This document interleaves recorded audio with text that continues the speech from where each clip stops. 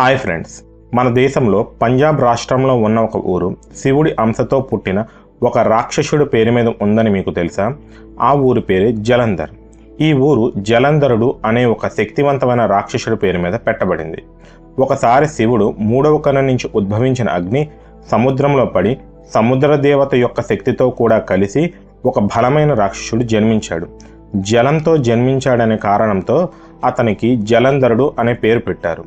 జలంధరుడు కేవలం రాక్షసుడే కాదు, అతనికి దేవతల వంటి రూపంతో, సుందరమైన వేషంతో, ప్రాకృతిక శక్తులతో జన్మించాడు.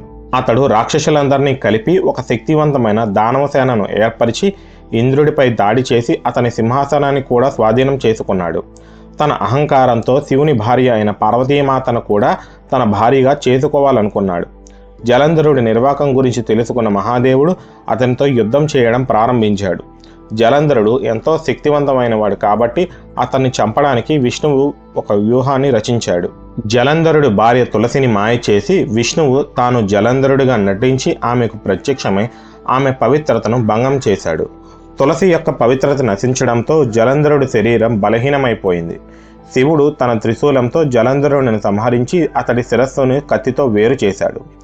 జలంధరుడి శరీర భాగాలు భూమి మీద పడ్డ ప్రాంతాన్ని జలంధరపురం లేదా జలంధర స్థలం అని పిలవడం ప్రారంభమైంది. ఆ పేరే కాలానుగుణంగా జలంధర్గా మారింది.